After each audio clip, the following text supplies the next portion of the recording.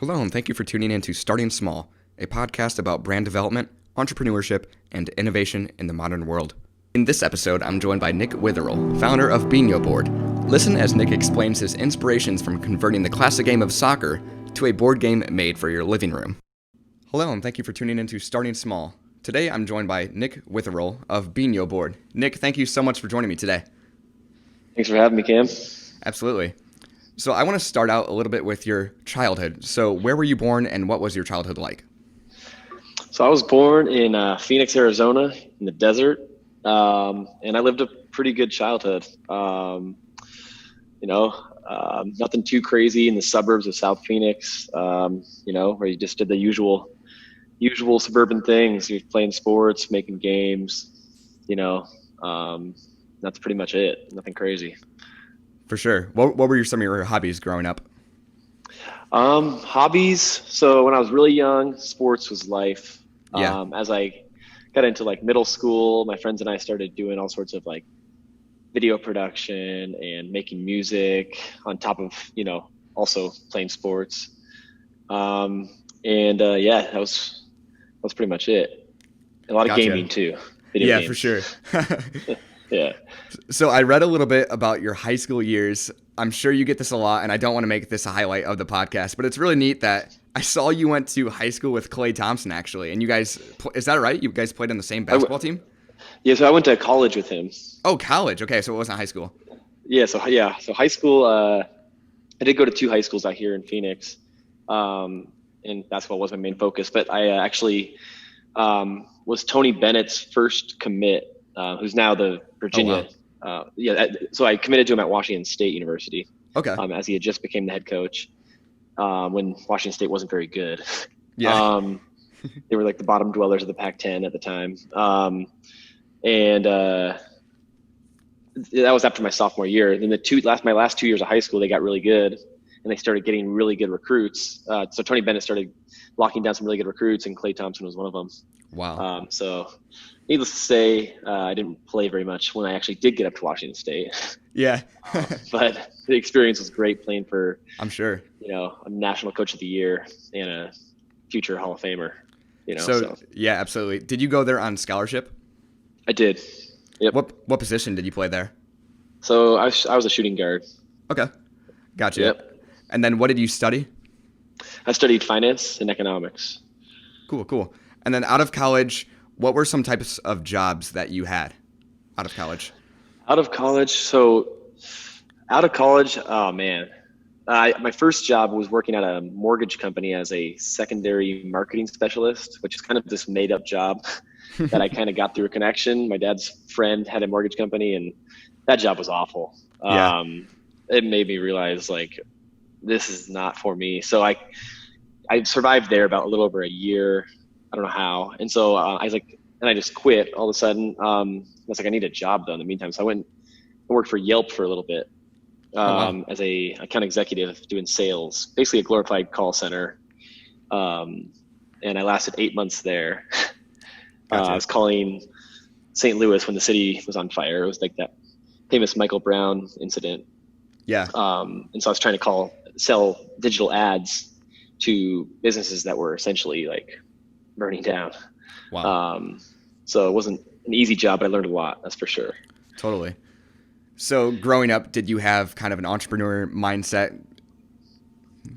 I would say yes. I just didn't know that I didn't know that the word was entrepreneurial. How do you say that? But my friends and I were always making things. We were making games. We would be content producing before, with old school cameras. This is before iPhones. Yeah. And so I didn't know that was an entrepreneurial mindset at the time. But the fact that we were always creating, kind of created that mindset from the beginning that this was going to be my future profession, at least creating some sort of business. For sure.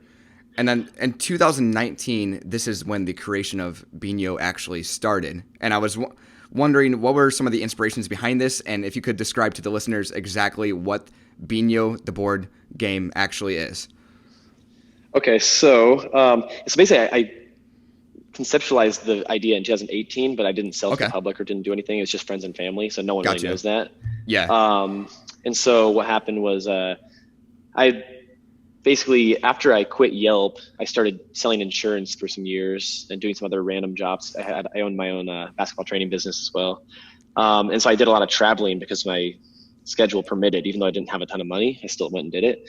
And so when I was traveling abroad, I saw a conceptual version of basically a finger flicking sports style game, that was very primal looking and unpolished and, just out in Europe. And I immediately went to Google and saw if there's anything like this, so I could just buy one. And there was nothing anywhere. And so when I got home, I was just like, I'm just going to build my own, even though it's not going to be great, at least I can have control over what it looks like. And I wanted to put little nets on it. I wanted to put all the soccer lines on it just because it was generally had a soccer vibe, Yeah, for sure. And so I started building them by hand with nails and rubber bands and stuff and my own netting. And I was always at Michael's or Home Depot. Wow. And so basically, what the game is for the listeners that don't know what Binho Board is yet, basically it's a little dexterity finger flicking soccer board game, if you will. It's like we designed it to emulate real life sports. So a lot of the things that happen in real life sports are like unexpected bounces or, different strategies and that kind of stuff. And so every part of our board, which you're just trying to score in your opponent's goal by navigating some pins, was thought through so that it could emulate like the game of soccer. Yeah. Down to the different types of shots and angles and everything. So. Gotcha. So this first prototype board, were you kind of actually looking into turning this into a business, or was this just for fun, for your own creativity? It was actually for both. So yeah. Ironically, I wanted to do it for fun, but as I was building it, I already had an idea this could, just from playing the first one I made, I literally was like, this is so fun. We were playing with two girls too, one of my best friends and I, after we finished the first one. And the girls were loving it too. I'm like, wait a second, this is supposed to be a sports guys game, Yeah. And they were having a great time. And then I started bringing it over to family gatherings and whatnot. And my little 2-year-old cousins who can't even talk yet knew the concept. They knew, even though they were committing penalties and all that stuff, they still knew they needed to score in their other little cousin's goal, and then vice versa. And so I was like, this is crazy. And so basically within that first month, I knew, I was selling insurance. So which is, if you're familiar with that at all, you're essentially running your own schedule anyways. Yeah. And so basically I just quit selling and I started just focusing all my time on this. I was just running around to Home Depot and, like I said, Michael's and all those places, just trying to gather materials. And I started selling to all my friends and family who were asking on Instagram. Wow. And so, continue. And so, so basically, long story short, is I started my brother asked me to do an Arizona State board for him. And I'd never done art in my life, but I figured out how to stencil it out and spray paint it and get Sharpies to finish the logo, which wasn't too hard at all. And I posted that on social. And so then, of course, I get a wave of everybody wanting their favorite team or their business or whatever, Yeah. And I was only selling them for $50. I was doing all this crazy work, putting the whole thing together, and then spray painting the logo you wanted and everything on this turf. And so essentially I got to the point where I'd done 200 of these in a month or two. And it just got way out of control because when you start telling people custom, they just think they can get away with anything. Yeah. So, so my business partner who came on while in this stage, who's out in California, Tony Panici, he's he always knows the right answers. He's like, you need to stop doing this stuff and just make 2 cool versions of this that have that kind of that aesthetic, as people are buying these because they look cool, For sure. And the gameplay's awesome, obviously, as well. But, and so we eventually, by April of 19, we got to the point where we made 2 good looking versions. And that was pretty much where it started. Gotcha. At this time, were you experiencing a lot of back orders since it was just you and then your business partner added on, doing a lot of custom orders? It seems like you would have a lot of back orders coming on. Was it hard to keep up? It wasn't too hard at the time because I wasn't getting like, 30, 40 orders a day. I was getting maybe like 5 orders. And so each logo was taking me like, 30 minutes, 40 minutes to do on top of building them. So the building process was pretty easy because I just hammer them all together and put rubber bands on, essentially, cut some net out. But the logos took forever. And so it wasn't horrible because I basically quit my other job already. Even though I was making no money, I was having so much fun, like making these things. Yeah, for sure. But obviously, breathing in that much spray paint and and doing that much labor is just, I was like, okay, and for not that much money. Because at a certain point, like, after a couple of months, it wasn't that much fun because I was getting so much interest, Yeah. Yeah. So once you had the product developed, how would you advertise? What were your main streams of advertising? So once April of 19, so basically we had our launch party February of 19, where we kind of finalized these prototypes. So from like November of 18 to like February of 19, we had finished these 2 prototypes that my partner had convinced me to move towards. And then from February to April, we ironed out the kinks so that it was ready for market. And so by April, when we released it, we were lucky enough to have some really cool people promoting this for us. So we have some baseball guys like Cole Tucker, Scott Kingery that did some posts, and then Ryan Scheckler, famous skateboarder. Yeah. We're just posting without us even asking because they had some of these new prototypes. And so that's how we got lucky in the beginnings with our, and there was other influencers that I'm failing to remember right now that were posting for us. And so that got us some really interesting orders. Like my first ever order on Shopify was from New Zealand. Wow. And I was like, I don't even know how to ship this there. Yeah. I have no idea what to do. And so that was a long story, but basically, we started getting some really good response from just promoting good posts on Instagram. So if you look on your Instagram, if you're running a business Instagram, you can click promote and you can just choose the post and you create your own filters on there if you're familiar with that. Yeah. And so basically I just started messing around on there. I'm pretty familiar with Google Trends and some other, and I'm very familiar with how the sports world and what's hot and what's not. And so, I basically just started messing around with some filters on the promoting post, and we started getting our followers. Our followers started going up really fast. Our posts that we were promoting were getting a lot of love, and our sales slowly went up. I mean, I basically borrowed some money from my dad because I had spent all my money starting this thing up. Because I told him how much success we had running like between $5 and $10 a day on Instagram. I was like, man, like, Dad, like I was at dinner with him. I was like, if I could just get some more money and see what happens, like if I could just spend $50 a day, like look what's happening with $10. Yeah. For and sure. So basically, he let me borrow money, a month's worth of ads, at $50 a day. And once and I'd already built out the filters. So they were like stuff that like the top 5 soccer states, according to Google Trends. And, I met fans of MLS and just some really simple, low hanging fruit, if you will, filters to use. And, from there, like our followers went from like, 600-700 close friends and family up to like, 3,000-4,000 from June 1st to like July 1st. Oh, wow. And I was like, holy crap, like doing something right, Yeah, for sure. And so that's how kind of our, that's how it initially got going. That's awesome. So what would you say your main demographic is for the boards?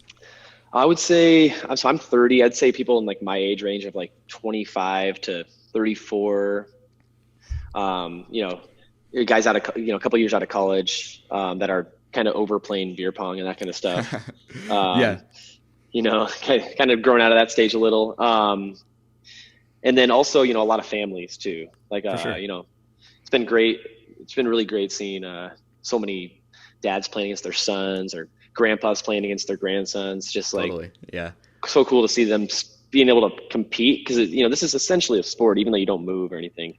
You still, when you hit a shot, you're talking trash and stuff. So So mostly guys that are either in a family or just, that demographic that I was referring to earlier. Yeah, so this game actually, as you kind of said, it can get pretty competitive. And isn't it true that you guys host competitions and tournaments actually with Binho now? Yeah. So 2019, we had some amazing tournaments all over the country. Wow. And that was before we had the following we have now, which, then obviously the whole COVID thing and everything going on right now, we haven't been able to do anything this year, which we were really looking forward to. But yeah, we had, a tournament in Newport Beach, a cool one in Seattle. Wow, that's cool. We had our launch party tournament. That was with Clay, Ryan Sheckler, Kurt Warner, Cole Tucker, a bunch of guys were there for that one. And then we had a really good end of year, around Christmas time, charity tournament, which was amazing. So, the tournaments are a great time, and I was really looking forward to this year, but hopefully by the end of this year, we can, start to bring those back. For sure. Yeah. So really, really fun. Yeah, totally. With your 2 boards you have now, are you still focusing on those 2 boards that you mentioned earlier? And what is the differences between the 2 boards that you currently sell? So the current 2 boards we have, we're still making a lot of improvements. They're still working prototypes, to be honest. Yeah. The way that we internally talk about our products is almost in terms of a software. This is called, basically what you're seeing right now is Binho 1.0.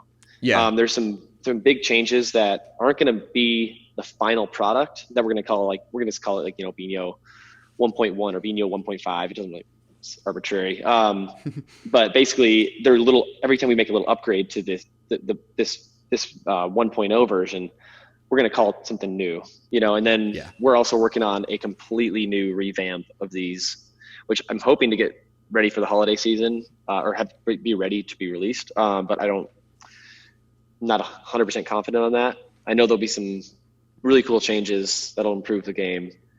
That will be added to this current version for sure before then. But we're making these improvements day by day and seeing when we can release them. But yeah, for sure. Yeah. So your sales now, are you guys mainly and strictly on e-commerce, or have you looked into getting into retail at all, or how is that looking currently? We're looking into it. The thing is, our sales are great right now considering the fact that we're only selling on our website. Yeah, for sure. That's the only place you can buy a Binho board right now.